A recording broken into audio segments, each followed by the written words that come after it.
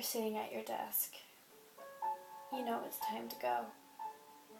You said that to yourself over 1,000,000 times, but this time you know for sure it's real. You're tired. You're just so very tired. Your parents pissed you off. Like school wasn't bad enough today. You go get the rope, or the knife, or the gun, or whatever you choose to use because you're that desperate to leave. You're ready. You think it's some kind of game. The first one dead is the first one who wins. No one's home. It's the perfect time. You're ready. If you don't do it now, you're just gonna look down on yourself even more forever. You're gonna hate yourself even more. No one knows. No one will know until later on. Instead of getting a paper and pen, you get the video camera, a long wooden chair. You're standing on the chair. You decide to go with the rope. You're gone instantly, and there will be no noise. One side of the rope is tied to the top of your fan, while the others are already around your neck. You're in tears, and you know it's for real this time. You can feel it. You turn on the video camera, and you just stare at that red light blinking upon your eyes. You start to mumble out a few words. Mom and Dad, I'm sorry. I don't know why I'm sorry, but I'm sorry. I just can't do this anymore. I don't even know who I am anymore. I lost myself, and I seem to not be able to find my way back. Please don't blame yourselves. Please. I love you both. Please tell my siblings the same. Stay strong and stay safe. I'll see you all soon. Say sorry to your best friend because you know that you won't be there for him anymore, especially when he needs you more than ever. You say sorry to everyone you can think of, even yourself. You're sorry for not being strong anymore. You're sorry for breaking down. You're sorry for putting them through so much pain in their life. You stare once again at that red light blinking upon your eyes. 1 foot off the chair now as you begin to mouth the word goodbye. You have the remote control to turn off the camera in your right hand. You point a finger on the off button already. You click that button, and as soon as you see that light go off, you go off. Both feet are now off the chair. That chair is now on the floor. The room is filled with silence. You're dead. You're gone. There is no going back. Everything is over. You don't have to live in pain anymore, but everyone else will. What are your parents gonna think? What about your little brother or your little sister? What are they gonna do? You're gone. You're dead. There's no going back. You ended your life because that person you liked only thought of you as a friend? You ended your life because that one teacher was harder on you than anyone else in the class because she thought that you were the one that is going somewhere in life? Your parents are home now. They're calling your name, telling you that they're home just like they normally do whenever they get home. But something's different. You don't answer. They don't hear your voice. They get worried. You always answer. They come upstairs thinking you're sleeping or showering. Your mom opens your bedroom door and screams at the top of her lungs. She instantly passes out. Your little sister hears her and comes up after her. She screams, "Daddy, help!" She runs over to you, hitting your leg, begging you to wake up. "Wake up! Wake up! Please! Stop! Wake up!" But you don't answer. You're not waking up. You're gone. You're dead. This is no waking up. There is no going back. Your dad comes running up the stairs, and all he can do is stare. He watches his baby girl swing back and forth on a rope. He sees the video camera, and he sees the chair, but he doesn't move. He's as stiff as a board. He cries. Your dad never cries. He picks up the phone, and he calls the emergency number. He can barely get the words, "My daughter committed suicide," out of his mouth. He's in tears.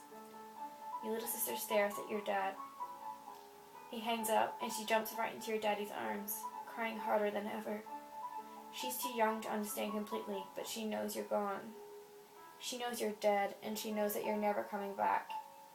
Everything is over. The cops finally arrive. They take your mom out of your room and push your dad and your sister out of your room.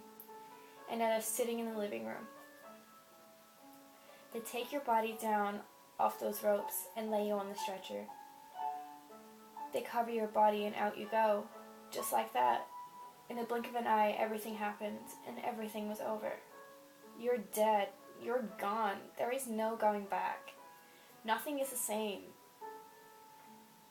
2 weeks have passed and your mom still stares out the window for more than half of the day, sometimes even the whole day. Your little sister still hasn't returned to school. Your dad was forced to go to work so he could pay all the bills for your mistake and your funeral. Eventually they found the strength to go back into your room.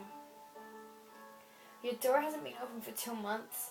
The rope is still laying on the floor in the same place the cops put it. And the video camera is still sitting on the table. They don't even dare to watch that video. It will never be seen. They slowly pick up the ropes and throw it in the garbage. Chills run up their spine. Your mom basically in tears. They brush off your bed, making it neat like they used to every morning after you went to school. Your desk was empty.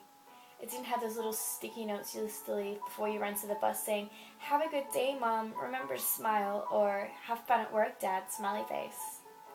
You pretended to be so happy. You even tricked yourself. Your bed was made and your room was clean. They shut the door and it remained shut.